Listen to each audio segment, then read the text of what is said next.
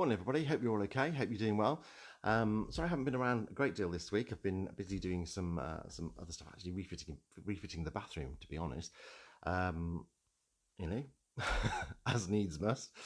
So, what I wanted to do today is just a little bit of a mobilisation. So we've done lots of different stuff as far as mini circuits are concerned, warm up, circulation, cardiovascular, three-dimensional movements, all those sorts of things. This is just something that we can do to just mobilize the body. So if you've been sat down for a while, think about the different parts of the body and how we utilize them in our everyday life and how we can mobilize them to make movements more efficient, easier for us, and ensure that we get the best range of motion out. Okay, so what we're going to do is we're going to have a little bit of a circulation booster first, just a couple of minutes at the most of moving the body.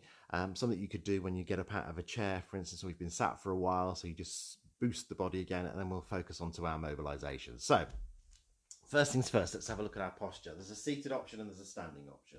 So in our seated option, you need a good, strong, firm chair. In your seated option, you're going to bring yourself into the front third of the chair. So if you're at the back, hip walk into the front third of the chair, feet flat on the floor, knees in line with hips, lift the shoulders up, back, grow through the neck, so lengthen through the neck, press the shoulders down as you bring the shoulder blades together, and sit tall. Grow an extra inch between your ribs and your hips. In our standing position, support if you need it. Have some external support otherwise. Knees in line with hips, knees in line with ankles. Grow this extra inch between the ribs and the hips. So lift out of your hips, shoulders up, back, press the shoulder blades together and down, and keep the head lengthened, or keep the neck lengthened. From there, let's take it in for a march. Okay, we're going to bring the arms in as well. Now think about your march. So focus onto your feet. And what I want from you is to come down onto the ball of the foot and then roll through to your heel. So think about toes, ball of the foot and heel. Now I've got a bath mat here purely so that you can see my feet a bit better, and I've got socks on so that you can see the movement. All right, so it's toes, ball, heel. If I slow it down, look, toes, ball, heel, toes, ball, heel. That's the movement that we want. So we're really mobilizing through that ankle joint, through the ankle, feet and toes. They play such an important part in our everyday life, in our stability. When we're out and about walking, we have to change direction. The ankle is involved in it. Even just the walking process, the ankle is involved in it. Arms, let's swing them from our shoulders. So focus on the drive backwards so you really mobilize into that shoulder area for me. Yeah. Nice deep breaths in and out, breathing in through your nose and out through your mouth. Now, if you're in a seated position, that march can be quite a tough thing in this seated position. There's a lot of action happening here as far as the hip flexors are concerned. So you can bring it down to a foot pedal. You can even bring it to a tap of the toes in front. Choice is yours, yeah? If you want an alternative to your arms in a seated position, and only in a seated position this one, bring them together and a bit of a canoeing motion. So fingertips together and pull the arm back, driving through, mobilizing through that shoulder. So we're focusing onto that shoulder mobilization. Okay, take a little pause there. You should feel as though you want to take a deep breath, possibly a couple of breaths. That march is at your own pace, all right? Let's go into mobilization through the body. So we're going to start at the top and we're going to come down to the bottom. So, head firstly, all right? With our head, wide base of support, hold on if you need to. Keeping the eye line level, turn to the side, center with a little pause, and then the other way. Yep. So that turn to the side, little pause, and turn the other way. Exactly the same in our seated position. The feet are wider than we started off with, so we've got that base of support. Turning our head challenges our balance. Work within your own comfort zone. So if you're going to turn a little way, that's fine. What we're aiming for is to try and get that chin towards the shoulder. Yeah, but we're lengthening through the neck still. Okay, do about 5, 6 or 7 on each side of that if you can. That little pause in the center just to reset. Am I feeling tall? Is my posture still good? Am I strong? Before we move on. Excellent. Okay, once you've done those moves, I'm going to come in, I'm going to kneel just for this so that you can see, don't worry, there's no proposals going on here. All right, so I want you to have a look at the neck. What we're going to do is we're going to lengthen through the back of the neck. So we've got a couple of options here. Fingers onto the chin and push it back, or leave the fingers where they are, bring the chin back and forward. And what we're doing here, look, we're giving ourselves a double chin, or a lockdown chin, as I've started to call it. Yep, so the eye line is staying level and we're coming back and in. If you feel at the back of your neck here, at the top of your spine, there's a little bobble, and by doing this, you're taking that bobble out. So we're lengthening the neck through the spine, aligning it all. Again, 5, 6 or 7 of those. Yeah, whatever feels comfortable to you, and work within your range. So if you can't go too far back, just work on it. It will get easier the more that we do it. All right, from there, we move on to our shoulders. So arms lengthened at the side, lift the shoulders towards the ears and lower down. Yep. And it's a lift rather than a lower. So we're not bringing the neck down, not bringing the ears towards the shoulders. We're lengthening through the neck and we're bringing the shoulders up towards the ears and lowering down. If you feel there's more movement on one side than the other, then do a couple of extra on the side where you feel there's not as much movement, so we can start to really build onto that movement on that side. 5, 6 or 7 of those. If you've done it on either side, then make sure you've done all of them on both sides. Chair is exactly the same. The seated option is exactly the same. Okay.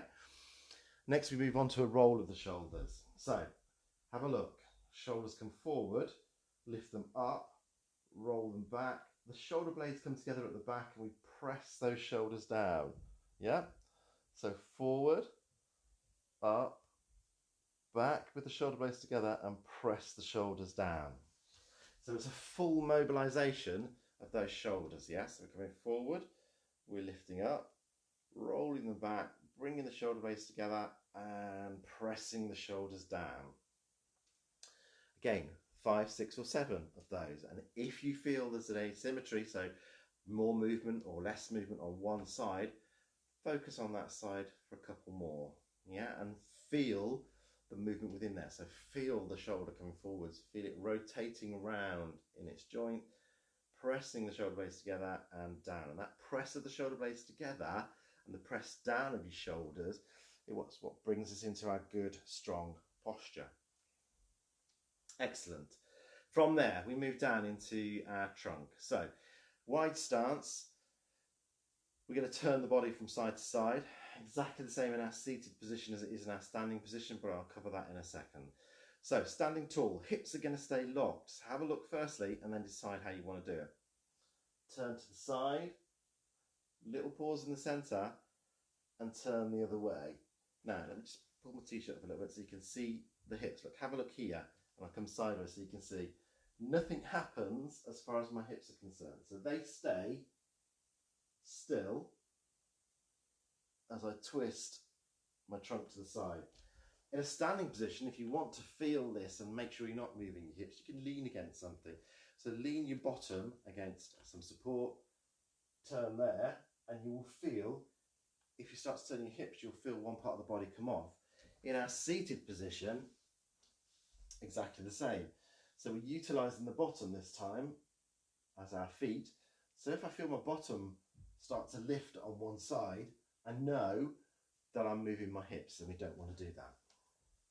Okay, 5, 6 or 7 of those.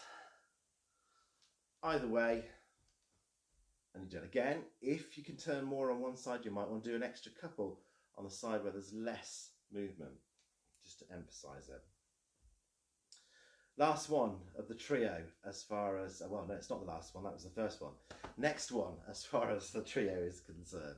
Wide stance again, I'm going to bring one hand down towards my knee and back up. The neck is staying in line with the spine as we go down, and we just take it to where we can and back up. If you want to use support, have your support to the side of you and lean in to your support. Yeah, it's here that we're mobilising and lengthening through. And in our seated position, sitting here, we can use the leg of the chair to come down and up. Okay, why we do this? throughout our everyday life, we don't do things in isolation as far as movements is concerned. So quite often we'll reach to get something. We might reach down to get the remote control, or we'll reach down to put a glass onto a coffee table. Those sorts of things. We don't turn the whole body to do something. If you're doing something in the kitchen, for instance, and you want to pick something up from here, you're not going to turn the whole body just to pick it up. What you will do is twist to reach it. Yeah. Think about putting your seatbelt on. Rotation through here. Think about putting your coat on. You've got a bit of a rotation there to put the hand behind you. All those sorts of things. Yeah. Okay. Last one of our trio as far as our trunk is concerned. So have a look at this one. I'm going to kneel down so you can see. Pelvis is going to stay still. It's going to stay isolated. And I'm going to bring the back in. So we've got a little bit of an arch creating in the back there. Eye line to the front again though. So we're looking, staying forward. So we've got that fixed gaze, coming back and forward. Again, in a seated position, this can be a really good one for you to ensure you don't get any movement through that pelvis. So the pelvis doesn't tip. So in our seated position, look, back and forward, eye line to the front. So I'm not looking up. I'm always going to give myself that lockdown chin again. 5, 6 or 7 again if you can, and just work within your comfort zone. So where is comfortable for you as far as that is concerned. Once you've done those, let's have a little bit of a march again, just to boost our circulation before we move on to our ankle, feet and toes. So we did some movement, we focused on some movement as far as our ankle, feet and toes was concerned when we boosted the circulation to start off with, but this time we're going to really focus onto it. External support. Have a look at the foot. I'm going to lift and put the toes on the floor. Have a look the first couple of times so you can see where it is. And then we're going to look forward. We lift and put the heel in the same place. So it's a toe and heel in the same place. So you're really focusing on that flexing and pointing of the toes. Yeah. If you're utilising your support, the leg closest to the support is the one that stays still. That's going to be your supporting leg. The other one is the one that you use, and you keep the knee soft. Seated position, you've got exactly the same, but you're going to have to bring your feet forward a little bit so you've got that range of motion to start off with. Or an alternative for you here, bottom walk to the back of the chair, extend the legs slightly, knee is not locked, it's not too high, point the toes away, bring the toes in towards the shin. So point and bring it into the shin. With that, you're going to feel the muscles working into the calf and into the shin, but we don't want it to be a stretch.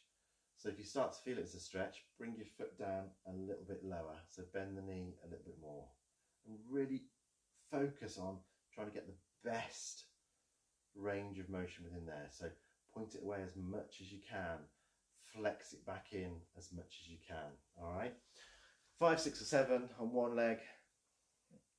Change to the side. If you're in your standing position, utilising your support, then as many steps as you need to turn round. You can do this without support if you feel really steady and stable, okay? But I would always recommend that you have some support available. Sometimes there's a tendency when we try and do this without any support, we lock that knee out, yeah, to try and give ourselves extra support, but it's actually better to keep the knee slightly soft. You're able to make adjustments then. Okay, so there you go. So just something you can do to mobilise. And it's the sort of thing, if you've been sat down for a while, when you first get up in the morning, think about it. Mobilise all those joints. Get them working for you so you can get the best quality out of your day. All right. As always, anything you want covering, any questions you've got, any feedback, any requests, just let me know and I will do them for you. Take care of yourself, stay safe, and I will see you real soon. Take care. Bye-bye.